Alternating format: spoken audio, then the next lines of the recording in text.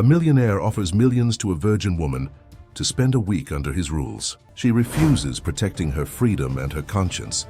After a family tragedy, she reconsiders, not for the money but out of necessity. This beautiful story will touch your heart from beginning to end. The early morning light filtered through the tall windows of Olivia Warner's modest apartment in the Boston Public Library's historic neighborhood. At 32, Olivia had built her life around books, ideas, and a steadfast moral compass that sometimes felt outdated in today's world. As she prepared her morning coffee, she gazed at the skyline, a mixture of colonial architecture and modern skyscrapers that mirrored her own blend of traditional values and contemporary thinking. Olivia wasn't wealthy by conventional standards, but she was rich in other ways. Her apartment walls were lined with well-worn books, philosophy, literature, ethics, all testaments to her belief that some things in life were sacred. Despite living in an age where everything seemed for sale, she had maintained one unwavering conviction: her dignity was non-negotiable. Some things shouldn't have a price tag, she often told her students at Emerson College, where she taught ethics and modern society. It wasn't a popular stance in a world increasingly defined by transactions, but Olivia had never cared much for popularity. Across town, in a sleek penthouse overlooking the Charles River, Sebastian Hayes reviewed market projections on multiple screens. At 40, he had transformed from a tech wunderkind to a financial titan whose influence extended into real estate, technology, and entertainment. The Hayes Group was more than a corporation. It was an empire. The Singapore investors are hesitant, his chief strategist Marcus reported. Sebastian didn't look up from his tablet, then change their minds, offer exclusive access to the beta platform. They want more than just technology access, Sebastian. They want guarantees. Everyone wants guarantees, Sebastian replied, his voice calm but cold. The world doesn't work that way. Everything has a price, and everything is negotiable. They just haven't found theirs yet. This philosophy had guided Sebastian through 20 years of ruthless business evolution. Nothing was sacred. Everything could be acquired with the right approach. His life was a testament to this belief, from his custom-designed living quarters to the people who surrounded him, carefully chosen for their utility and dispensable when no longer needed. That evening, at a fundraiser for the Boston Museum of Fine Arts, worlds that rarely intersected were about to collide. Olivia had been invited as a speaker on the ethical dimensions of art repatriation. It wasn't her usual scene. The champagne flowed freely, and conversations revolved around vacation homes and investment opportunities rather than moral imperatives. How someone justifies keeping stolen artifacts because they paid for them is beyond me, she said passionately to a small group who had gathered around her after her talk. Just because you can buy something doesn't mean you should own it. Sebastian, who had been passing by with a donor, paused at these words. He turned to see a woman unlike those who typically populated his social circles. Her dress was simple but elegant, her gestures animated as she spoke with surprising conviction. Most intriguing was how people listened, not out of obligation or fear, but genuine interest. That's a rather idealistic position, Sebastian interrupted, stepping into the circle. The world runs on transactions, not ideals. The group parted slightly, revealing Sebastian Hayes. Olivia had seen his face in magazines and news segments, but in person his presence was more commanding, his gaze more penetrating. Mr. Hayes, Olivia acknowledged him with a slight nod. Perhaps that's why the world is running itself into the ground. A ripple of nervous laughter moved through the group. No one spoke to Sebastian Hayes that way, not if they understood who he was. I don't believe we've been introduced, he said, extending his hand. Olivia Warner. I teach ethics at Emerson. Ethics, he repeated as if tasting a foreign dish. How refreshing. Most people I meet teach nothing but conformity. Something in his tone suggested both mockery and genuine interest. Olivia couldn't tell which dominated, but she stood her ground. Perhaps you should attend my class sometime, Mr. Hayes. We could use a real-world case study in corporate moral relativity. Sebastian laughed, not the practiced chuckle he used at business functions, but something more authentic. I might take you up on that, Professor Warner. Their conversation continued as the party swirled around them. Arguments about value, worth, and integrity flowed between them with an intensity that surprised even Sebastian. For once, he was speaking with someone who wasn't trying to impress him or extract something from him. It was refreshing. Later that night, as Olivia unlocked her apartment door, her phone chimed with an email notification. The sender, Sebastian Hayes. Subject line, a proposition. Her finger hovered over the delete button. Nothing good could come from entertaining whatever this man had to offer, yet curiosity won out. She opened the message. Professor Warner, our conversation tonight was unexpectedly stimulating. I'd like to continue it, but on my terms. I propose a thought experiment, 7 days at my estate. Complete autonomy, but within parameters I define. In exchange, $5 million. No strings, no expectations beyond your presence and conversation. You can leave at any time. Consider it research for your ethics class. What happens when principle meets price? I'll await your response. S.H. Olivia stared at the screen, a mixture of indignation and disbelief washing over her. Did he seriously believe she could be bought? That her time, her presence, her principles were just another commodity for his collection? She typed a swift, unambiguous response. Mr. Hayes, I don't know what impression I gave you tonight, but let me be clear. I am not for sale. Not for 7 days, not for 7 hours, not for 5 million or 50. Some things don't have a price. This is one of them. NOW. She hit send, then turned off her phone as if physically distancing herself from the exchange. Yet as she prepared for bed, Sebastian's words echoed. What happens when principle meets price? It was a question she'd always been confident she knew the answer to. Until now, she'd never had reason to question the strength of her convictions. But $5 million, that was the kind of money that changed lives. That funded causes that made real differences in the world. No, she said aloud to her empty apartment. That's exactly how people like him think. Everything can be justified if the price is right. She fell asleep that night, troubled by an uncomfortable truth. For the first time in years, her principles felt less like a foundation and more like a question mark. Across the city, Sebastian Hayes examined Olivia's response on his tablet. Most people would have negotiated, asked for more money, or simply accepted outright. Her outright refusal was unprecedented. Interesting, he murmured, a slight smile playing at the corners of his mouth. Sebastian Hayes was many things, but above all he was a man who loved a challenge, and Olivia Warner had just presented him with one of the most intriguing challenges he'd encountered in years. He closed his tablet and gazed out at the Boston skyline, lit up against the night sky like constellations of human ambition. Everyone had a price. That was his fundamental belief. It was merely a matter of finding the right leverage, the right moment, the right amount. He just needed to discover what Olivia Warner truly valued. 3 weeks after rejecting Sebastian's proposition, Olivia's world collapsed in an instant. The call came on a Tuesday afternoon between classes. Her younger sister Claire had been in a car accident in Seattle. While Claire had survived, she'd suffered severe spinal trauma. The doctors were recommending an experimental procedure, one that could mean the difference between walking again or permanent paralysis. Insurance won't cover it, her brother-in-law Mike explained, his voice cracking. It's considered too new, too untested. We're looking at close to $4 million. Olivia leaned against the wall of the faculty lounge, suddenly feeling as though the floor had disappeared beneath her feet. $4 million? That's impossible. We're looking into second mortgages, loans, crowdfunding, anything, but Claire doesn't have much time to make this decision. The window for this treatment is narrow.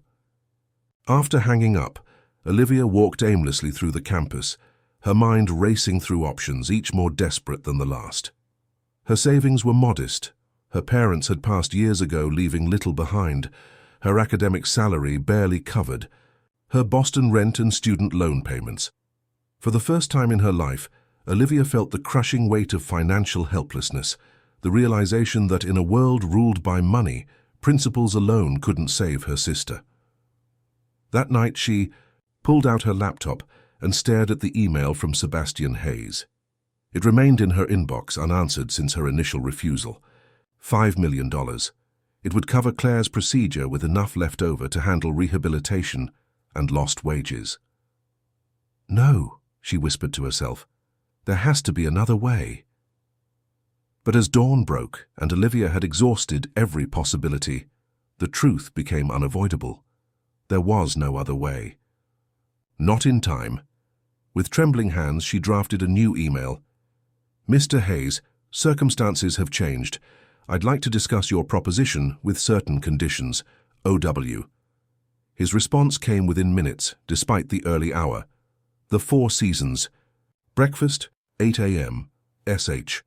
The Four Seasons hotel restaurant embodied understated luxury, the type that whispered rather than shouted its exclusivity.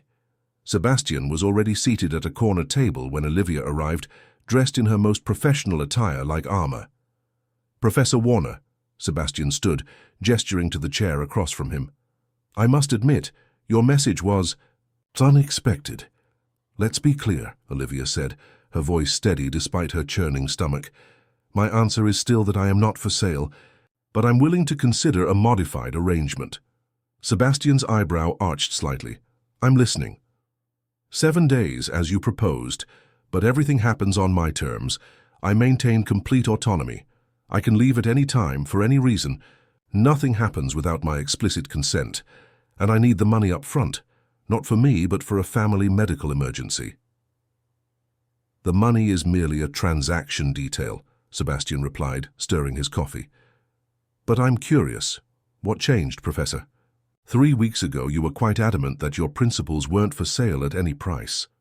Olivia met his gaze directly. Sometimes life forces impossible choices on us. This isn't about me compromising my principles. It's about finding a way to live with them while facing reality. Sebastian studied her for a long moment. $3 million up front. The remaining $2 million at the completion of the 7 days. That's not what I asked for. No, but it's what I'm offering. Consider it incentive. My sister needs... I know exactly what your sister needs, Ms. Warner. When Olivia's expression registered surprise, he continued, Did you think I wouldn't investigate once you reached out? Claire Warner, 29, married to Michael Benson, hospitalized at Northwest Medical in Seattle. Spinal trauma, candidate for Dr. Reisinger's experimental neuroregenerative procedure. Olivia felt a chill run through her. You've been watching me. I make informed decisions, always. Sebastian removed a folder from his briefcase. $3 million will be transferred today to cover the procedure. The remaining $2 million upon completion of our arrangement. The contract is straightforward. Olivia took the folder but didn't open it. Why me? There must be plenty of women who would agree to this without conditions. Something flashed in Sebastian's eyes. Irritation, perhaps, or something deeper. That's precisely why. I'm surrounded by people who say yes before I even ask the question.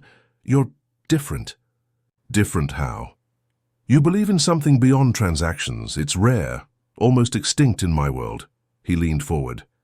Consider this a mutual study. You get to examine what happens when principles meet necessity, and I get to understand what drives someone who refuses to put a price on themselves. Olivia finally opened the folder, scanning the contract inside. It was surprisingly simple for a document with such complicated implications. When would this start? This weekend, my estate in the Berkshires, 7 days beginning Friday evening. Olivia. Close the folder. I have conditions beyond what's written here. Name them. I keep a journal, private and unreadable by you or anyone else. I maintain contact with the outside world.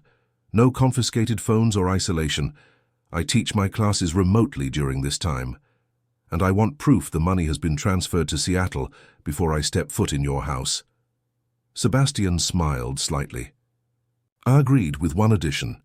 While at my estate, you participate fully in whatever activities I arrange. Conversations, dinners, events. No hiding in guest rooms. As long as these activities remain within ethical boundaries. Of course. Sebastian extended his hand. "Do we have an arrangement, Professor Warner?" Olivia hesitated only briefly, before shaking his hand. "We do, Mr. Hayes."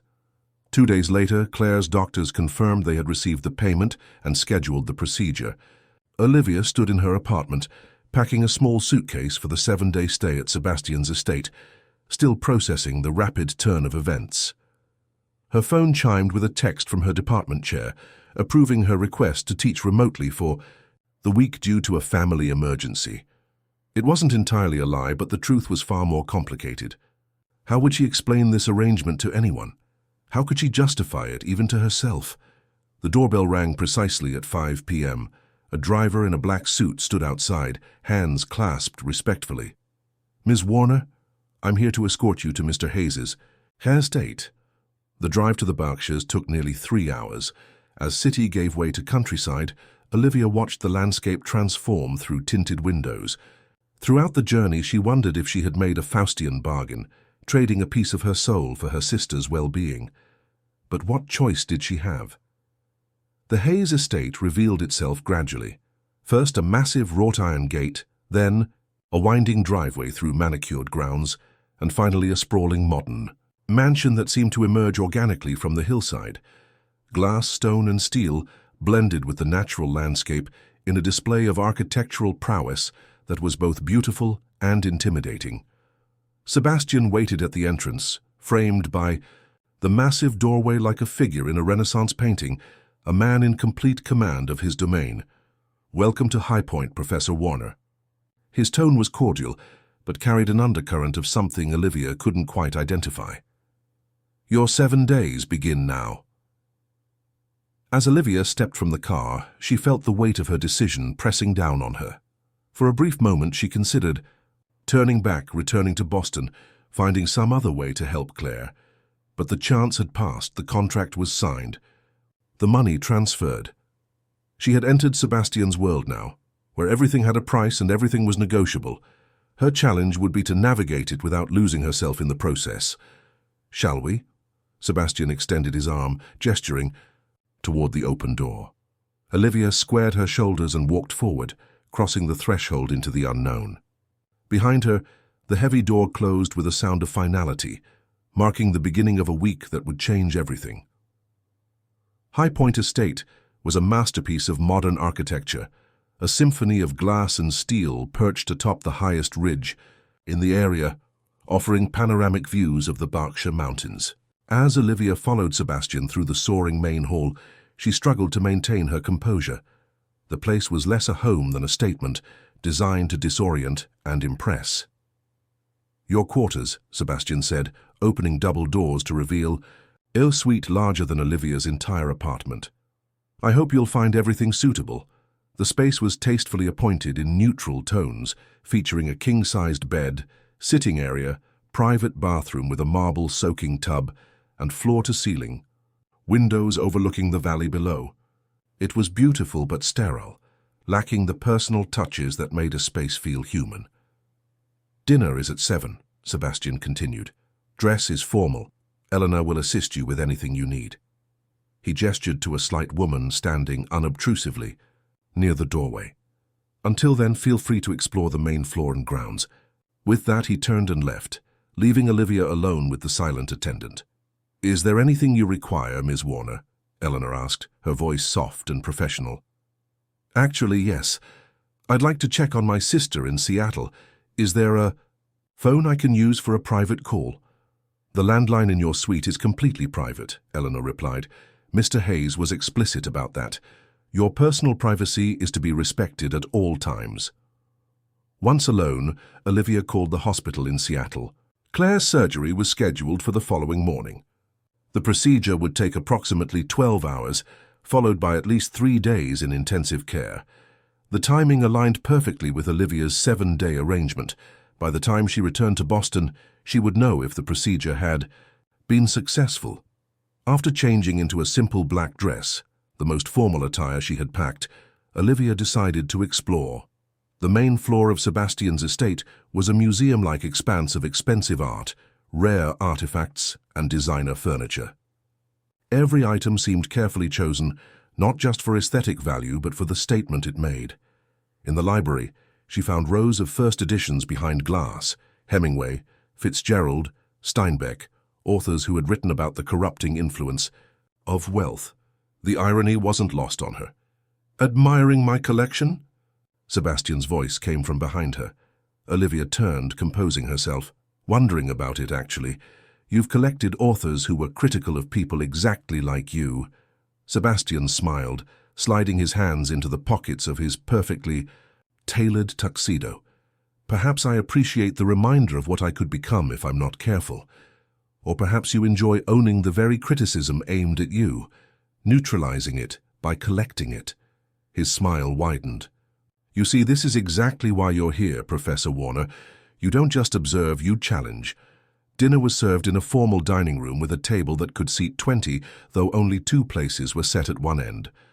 The meal was exquisite. 5 courses prepared by a private chef, who appeared briefly to explain each dish before vanishing again. "Tell me about your sister," Sebastian said as they began the main course. Olivia tensed. "I'd rather not discuss Claire with you." "That wasn't our arrangement. Full participation in conversation was part of our deal." His tone remained pleasant, but the reminder was clear. Olivia set down her fork. "She's an environmental scientist. Brilliant, dedicated, stubborn.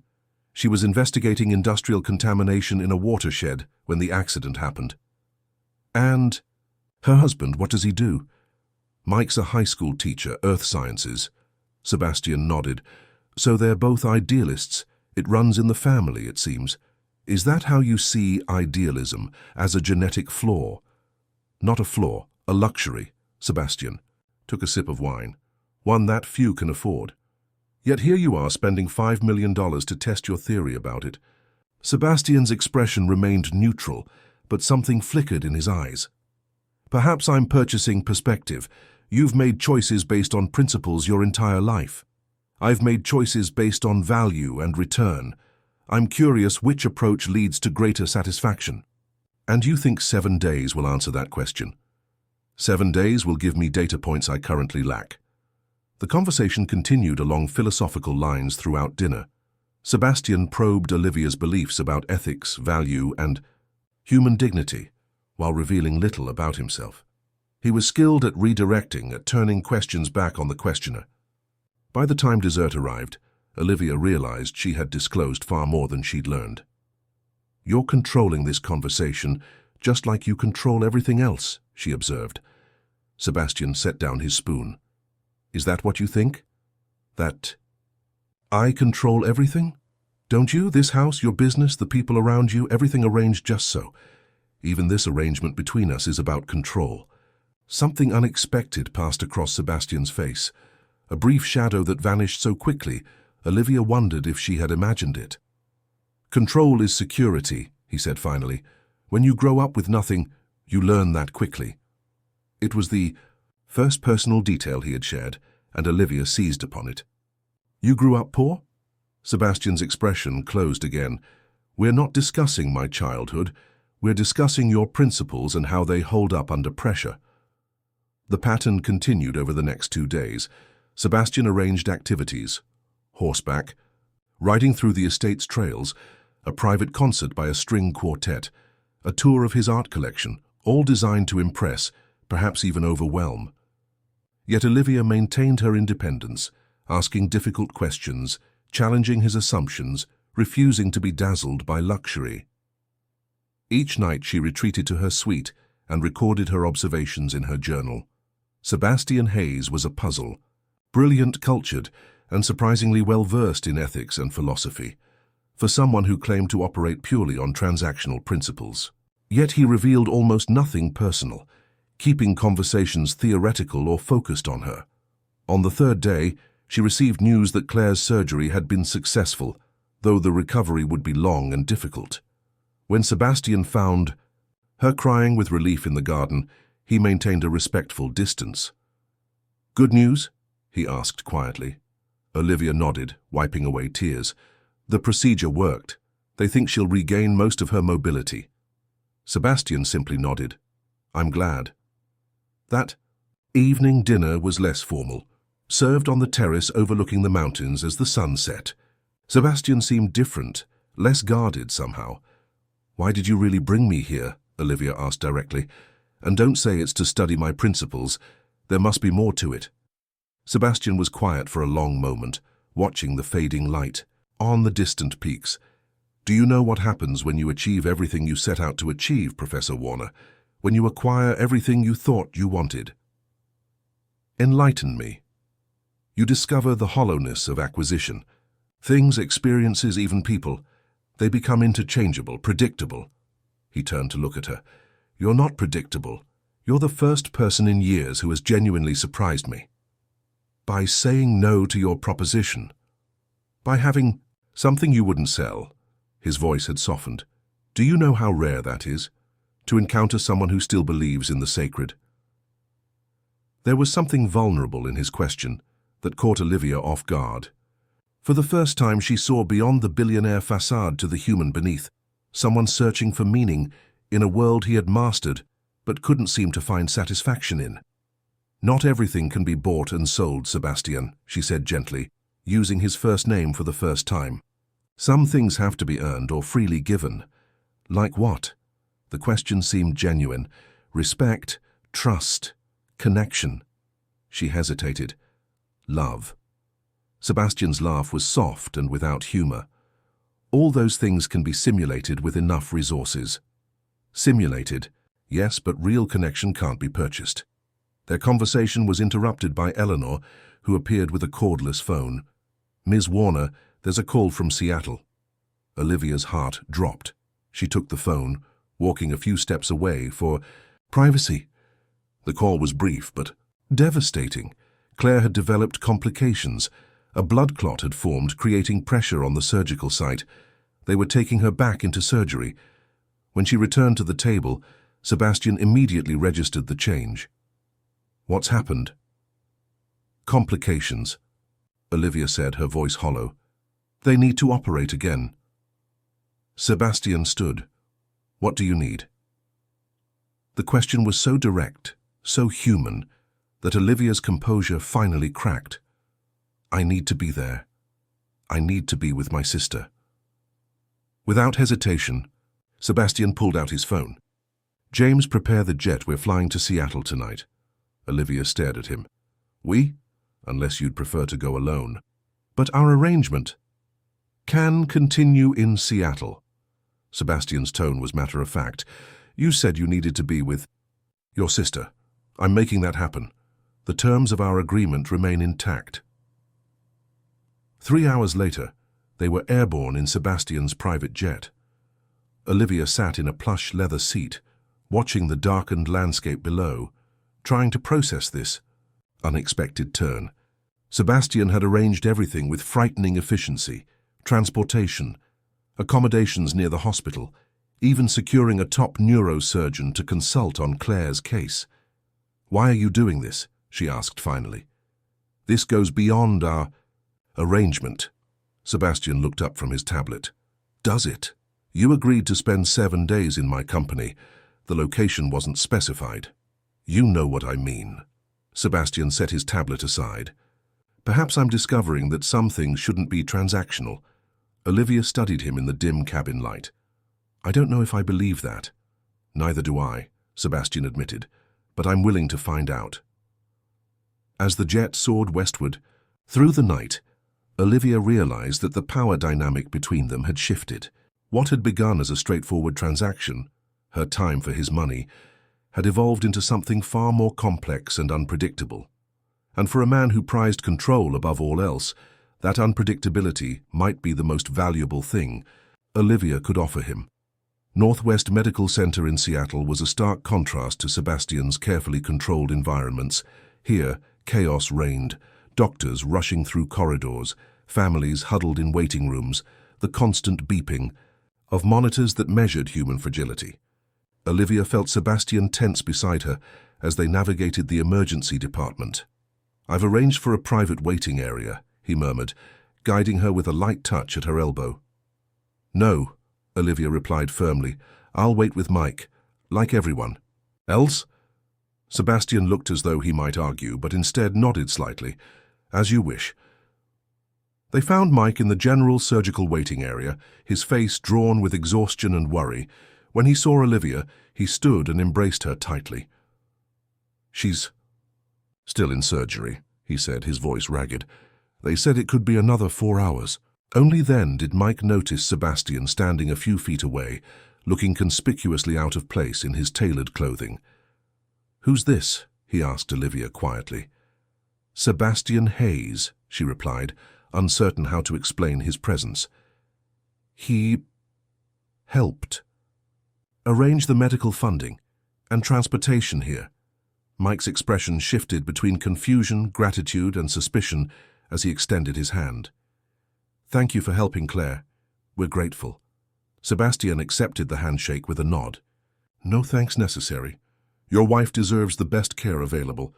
As they settled into the uncomfortable waiting room chairs, Olivia observed Sebastian taking in his surroundings: the worn carpet, the outdated magazines, the vending machine dispensing subpar coffee. This wasn't his world, yet he made no complaint. Hours passed. Mike eventually dozed off from sheer exhaustion, leaving Olivia and Sebastian in silence, broken only by the occasional announcement over the PA system. "You must think this is all beneath you," Olivia said quietly, gesturing to their surroundings. Sebastian considered before answering. "Not beneath me. Foreign to me." He looked around the room at the other waiting families, a cross-section of humanity united only by worry. "I've arranged my life specifically to avoid places like this. Places where you can't control the outcome." His gaze returned to her. "Places where money and influence mean nothing in the face of biology and chance." It was perhaps the most honest thing he'd said to her. Before she could respond, a surgeon in scrubs appeared at the doorway. "Family of Claire Benson." Mike startled awake. He and Olivia stood simultaneously. "The procedure was successful," the surgeon said. "We removed the clot and relieved the pressure. She's stable and in recovery." The relief that flooded through Olivia made her knees weak. Mike began to cry, thanking the doctor repeatedly. "When can we see her?" Olivia asked. "She'll be in ICU for at least 24 hours. 2 visitors at a time, immediate family only, I'm afraid." Mike turned to Sebastian. "Mr. Hayes, I don't know how to thank you." "No thanks necessary," Sebastian interrupted smoothly. "I've taken the liberty of arranging accommodations nearby for both of you. My assistant will text you the details." He glanced at Olivia. "Professor Warner, I'll have a car waiting whenever you're ready to leave." With that, he turned and walked away, already on his phone, resuming control of his world. Hours later, after seeing Claire briefly in the ICU and ensuring Mike had everything he needed, Olivia found Sebastian's driver waiting exactly as promised. The car took her to a luxury boutique hotel near the hospital, where a suite had been prepared. To her surprise, Sebastian was not there. Instead, she found a note. "Take all the time you need with your family. Day 4 of our arrangement will resume when you're ready.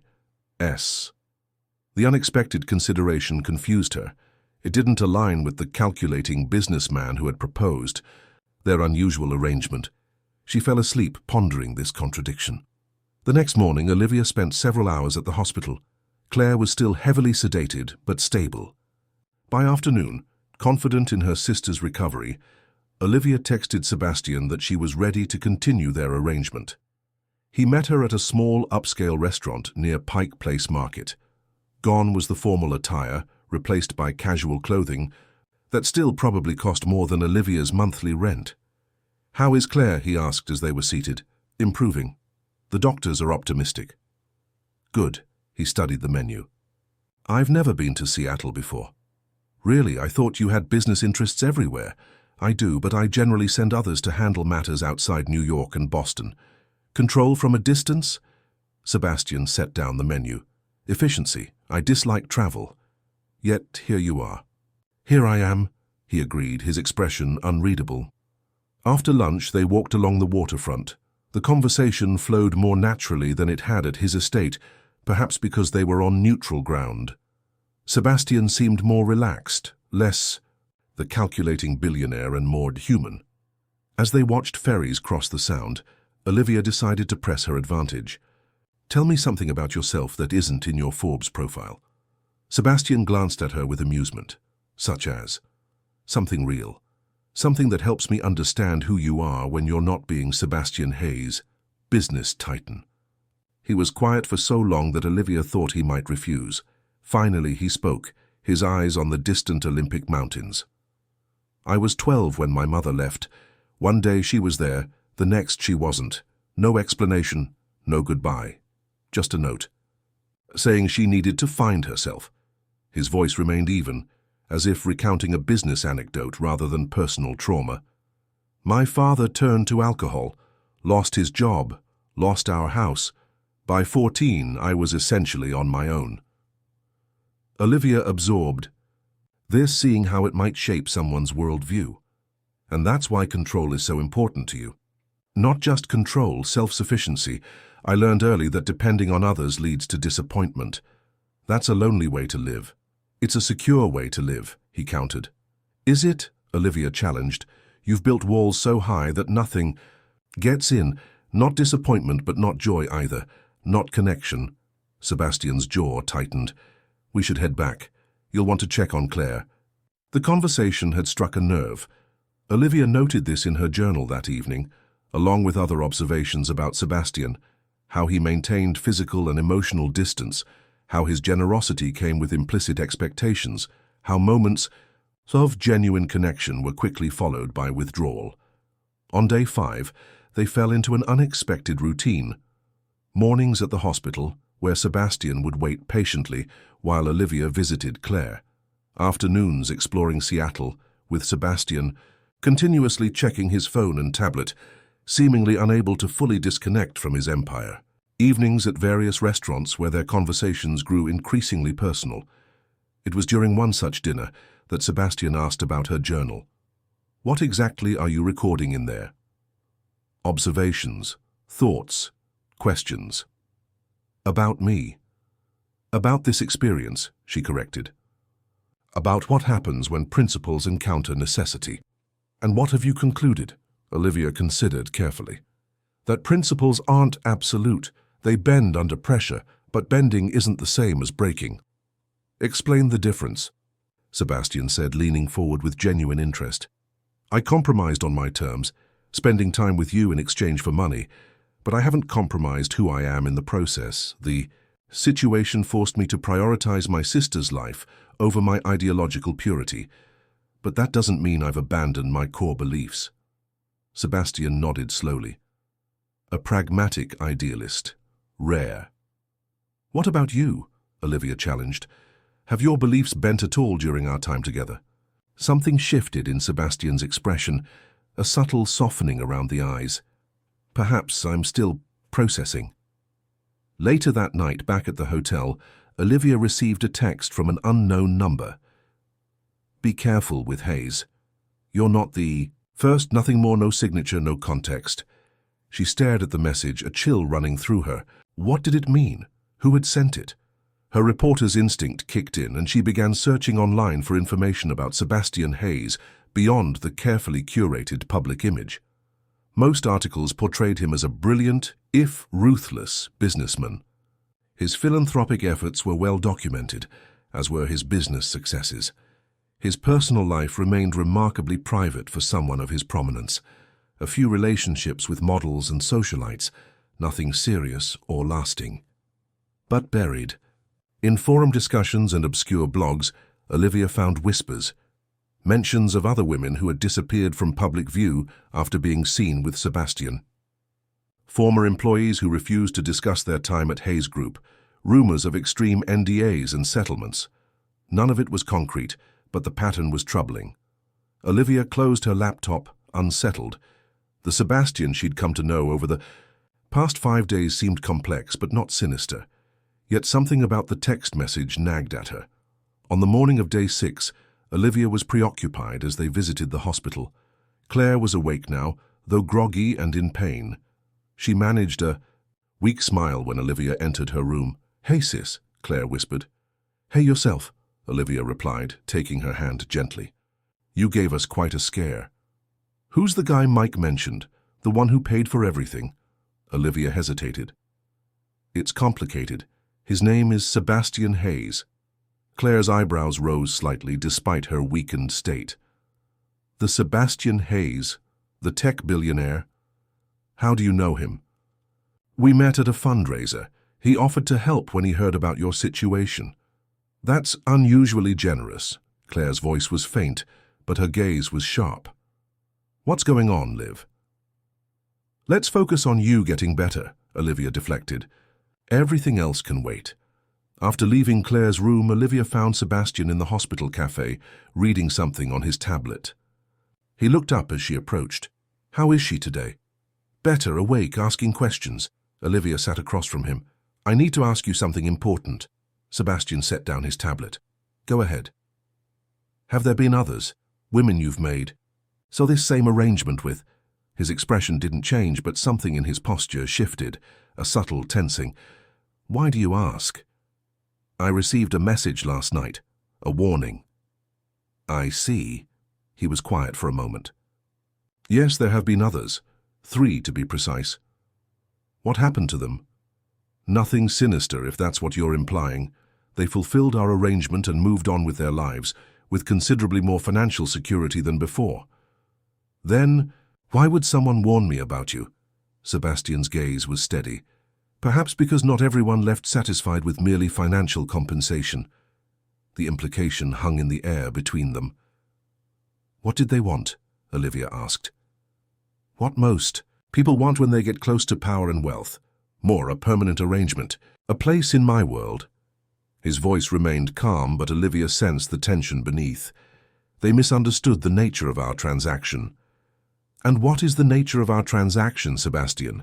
Because I'm beginning to think it's not as simple. Has 7 days of my time in exchange for my sister's medical care. Isn't it? He leaned forward. What else do you think I want from you, Olivia? The direct question caught her off guard. What did he want? The past 6 days had evolved into something neither of them had anticipated. There was a connection between them, intellectual, perhaps even emotional, that transcended their contractual arrangement. I think you want something you can't buy, she said finally. Something I might have given freely under different circumstances. Sebastian held her gaze for a long moment. Perhaps I do. He stood abruptly. I have calls to make. Take the rest of the day with your sister. I'll see you for dinner. As he walked away, Olivia felt both confirmation and confusion. The warning message had unsettled her, but Sebastian's admission had been surprisingly straightforward. Yet something still felt off, a piece missing from the puzzle. That afternoon, while Sebastian was occupied with business matters, Olivia did something she hadn't planned. She reached out to a former student who now worked at the Seattle Times, requesting help researching the women previously connected to Sebastian Hayes. By evening, she had 3 names. Vanessa Moore, a gallery owner who had abruptly closed her successful business and moved to Europe. Jennifer Layton, a bioethics professor who had resigned from Stanford and seemingly vanished from academic circles. And Rachel Kinsey, a political consultant who now worked for Hayes Group in an unspecified role. 3 women, all accomplished in their fields, all who had experienced significant life changes after their association with Sebastian, all bound by NDAs so restrictive that even mentioning Sebastian's name could trigger legal action. When Sebastian picked her up for dinner that evening, Olivia was quiet, processing this information. Something troubling you? He asked, as they were driven to the restaurant. I'm thinking about the others, she replied honestly. Vanessa, Jennifer, Rachel. If the mention of their names surprised him, he didn't show it. You've been busy. Why them? What did they have that interested you? Sebastian gazed out the window at the Seattle skyline, illuminated against the darkening sky. The same thing you have, integrity, principles, conviction. And did you break them, their principles? He turned to look at her, his expression serious. No, Olivia, they broke their own. On the final day of their arrangement, Olivia woke before dawn in her hotel suite. Sleep had been elusive, her mind racing with all she had discovered. Today marked the conclusion of their strange bargain. 7 days in Sebastian's company in exchange for $5 million, 3 of which had saved her sister's life. Outside her window, Seattle was coming to life, the early morning fog lifting to reveal the Space Needle piercing the skyline. In a few hours she would meet Sebastian for their final day together, and then, what? Return to Boston? To her classroom discussions on ethics and moral relativity? Everything would be the same, yet nothing would. Her phone buzzed with a text.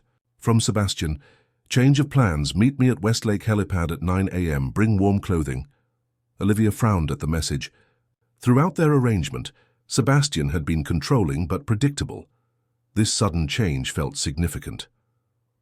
After visiting Claire, who was continuing to improve, Olivia arrived at the helipad to find Sebastian waiting beside a sleek helicopter, the Hayes Group logo emblazoned on its side.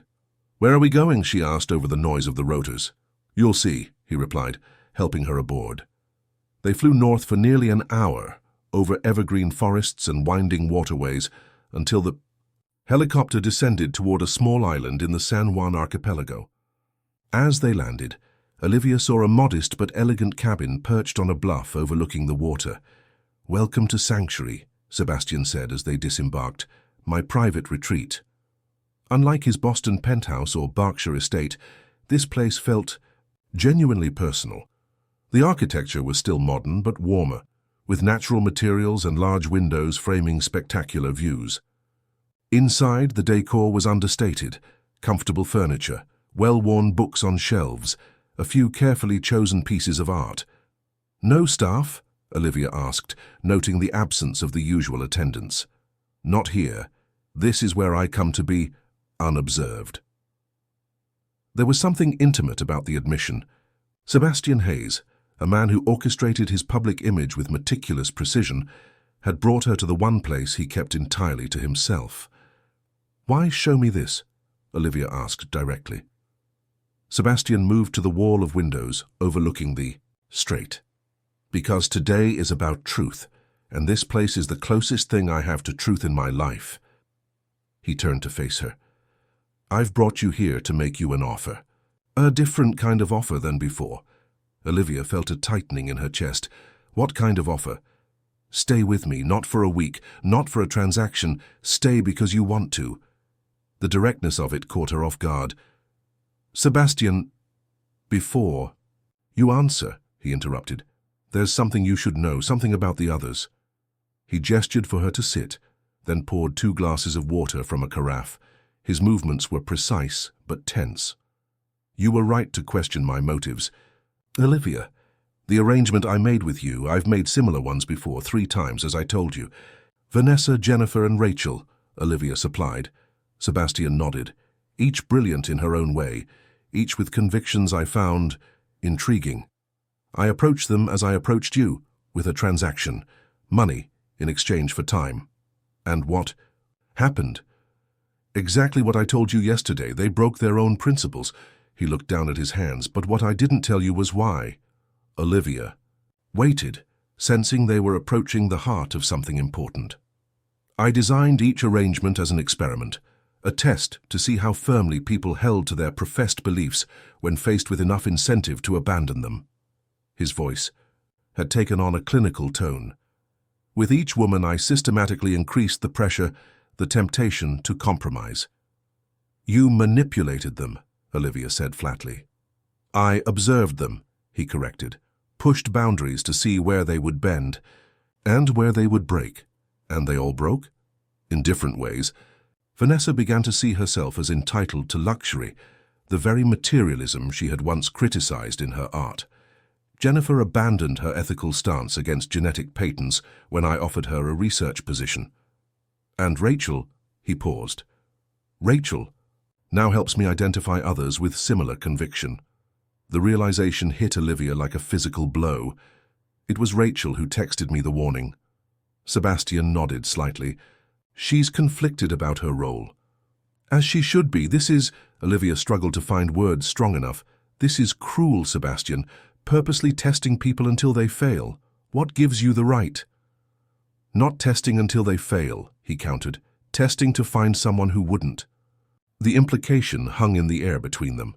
You were looking for someone who would pass your twisted test, someone whose principles couldn't be corrupted? Olivia stood, unable to contain her growing anger. What kind of person does that make you? A desperate one. The admission seemed to cost him something. Surrounded by people who want only what I can give them, what I can buy for them. I needed to know if integrity still exists. So you set out to destroy it in others? Do you not see how perverse that is? Sebastian's gaze was steady. I set out to find it, not just theoretically, but proven under pressure. And I found it. In you, Olivia. You found nothing, she retorted. You haven't seen me tested. You've seen me compromise for my sister's life, which is not the same as compromising my integrity. Precisely. For the first time, Sebastian looked genuinely animated. That's exactly it. You bent but didn't break. You found a way to keep your sister alive without surrendering who you are at your core. Olivia shook her head, trying to process the full implications of what he was telling her. So this whole arrangement, the 7 days, the 5 million, it was all an elaborate test? It started that way, Sebastian admitted, but it became something else. He stepped closer. You changed the parameters, Olivia. You're the first person who made me question my own methodology, my own principles. What principles? She challenged. Treating people like lab rats? Manipulating lives to satisfy your curiosity? Control, he said simply. The principle that, with enough money and power, everything and everyone is predictable, manageable. That's not a principle, that's a defense mechanism. Something flashed in his eyes, hurt, perhaps, or recognition. Maybe you're right. Maybe what I call principles are just walls I've built to keep from ever being abandoned again. He moved to the window, his back to her.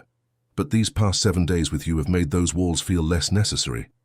Olivia felt her anger tempered by a complicated empathy. The man before her was broken in ways she was only beginning to understand. A child abandoned and betrayed who had built an empire to ensure he would never be vulnerable again. Sebastian, she said more gently, what you've been doing to these women, to me, it has to stop. You can't play with people's lives this way, no matter how lost or lonely you feel. He turned to face her. I know. That's why I brought you here. To end it. End what, exactly? The experiments, the transactions. He stepped toward her. I want something real, Olivia, with you. There it was. The offer laid bare. Not just to stay, but to be with him. To cross the line from arrangement to relationship.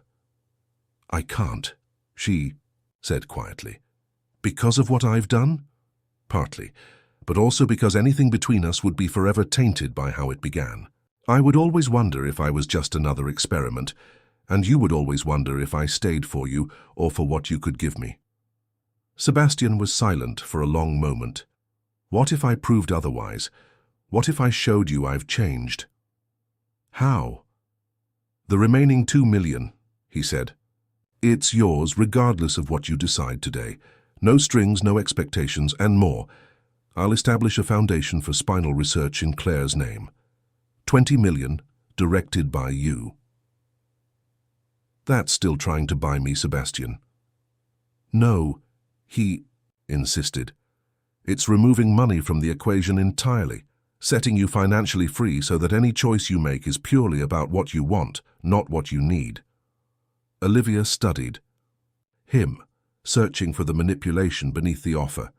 But all she saw was a man finally confronting the emptiness his wealth had created, a man who had spent a lifetime buying what he wanted, only to discover the one thing he truly needed couldn't be purchased. I need time, she said finally. Time away from you, away from this arrangement and all its complications. Something like resignation passed across his face. How much time? I don't know. Months, maybe. I need to help Claire recover. Return to my teaching. Think about everything that's happened. She took a deep breath. If you're serious about changing, about wanting something real, then you'll give me that time without conditions. Sebastian nodded slowly. And then, if you've truly changed, If you've stopped treating people like commodities and started treating them like humans, maybe we can meet again. As equals, not as buyer and bought. He considered this, his expression impossible to read. Finally, he extended his hand. Deal. Olivia looked at his outstretched hand, then stepped forward and embraced him instead. It was their first, genuine, physical contact, not a handshake to seal a bargain, but a human connection, acknowledging the complex journey they had shared. Sebastian tensed momentarily, then relaxed into the embrace. When they separated, something had shifted between them. "The helicopter will take you back whenever you're ready," he said. "I have arrangements to make, the foundation for Claire, and other changes." "What will you do?" Olivia asked. "Dismantle some walls," he replied simply, both literal and figurative. As the helicopter lifted off later that afternoon, Olivia watched Sebastian's figure grow smaller on the island below. The man who had entered her life with a coldly transactional proposition had revealed himself to be far more complex than she had initially judged, wounded, searching, capable of growth. 6 months later, Olivia stood at the podium of a conference center in Boston, announcing the inaugural grants of the Claire Benson Foundation for Spinal Research. Claire herself sat in the front row, still using a wheelchair but gaining strength daily, her husband Mike beside her. As Olivia concluded her speech, she noticed a figure standing at the back of the room, Sebastian, dressed more simply than she had ever seen him, watching without drawing attention to himself. Their eyes met across the crowded space. He inclined his head slightly, a gesture of respect rather than possession. Olivia smiled in acknowledgement. After the ceremony, they found a quiet corner away from the crowd. "You look well," Sebastian said. "So do you, different somehow." "I am different," he hesitated. "I dissolved the Hayes Group, restructured everything. The companies still exist, but the control is distributed now, with significant ownership by employees." Olivia's eyebrows rose in surprise. "That's a dramatic change." "It was time. Control as security is a fallacy. I'm learning that letting go doesn't always mean getting hurt." "And the others? Vanessa, Jennifer, Rachel?" "I've made amends as best I can, removed the NDAs, offered resources without strings for whatever they want to pursue." He looked down. "Some accepted, some didn't. That's their choice, and I respect it." Olivia studied him, noting the changes 6 months had wrought. He seemed more grounded, less armored. There was a humility to him that hadn't existed before.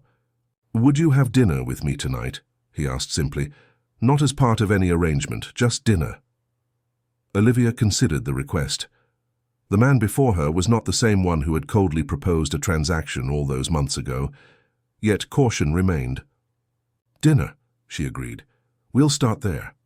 Sebastian smiled, not the calculated smile of a businessman closing a deal, but something genuine. "That's all I'm asking for. A start." As they walked together toward the reception, Olivia reflected on the journey that had brought them to this point. In trying to test her principles, Sebastian had been forced to confront his own, and in compromising to save her sister, Olivia had discovered that principles weren't rigid monuments, but living guidelines that evolved with experience. What had begun as a simple question, "What is your price?" had revealed a more profound truth. The most valuable things in life were precisely those that could never be bought. Trust, growth, connection, the freedom to choose based on want rather than need. For Sebastian, the man who had everything, the journey had revealed the emptiness of possession without purpose. For Olivia, the woman of unwavering principles, it had shown the importance of compassion alongside conviction. Together they were writing a new chapter, not based on transaction or test, but on the most revolutionary principle of all, that true value lies not in what can be bought and sold, but in what must be freely given. And that, perhaps, was a principle worth building a life around. Fim da Historia. Beloved readers, we hope you've been moved by Olivia and Sebastian's journey from transaction to transformation. Their story reminds us that true dignity cannot be purchased, only recognized and respected. For more emotionally resonant narratives that explore the complexities of human connection, visit our channel and browse our carefully curated playlist of similar stories. You'll find it by clicking the link to your left. If this tale of principles, tested and hearts changed, has touched you, please subscribe to our channel and give this video a thumbs up. Every day we bring you unique stories that delve into life's most profound questions. What did you think of Olivia's choices? Was Sebastian truly capable of change? We're eager to hear your thoughts in the comments below.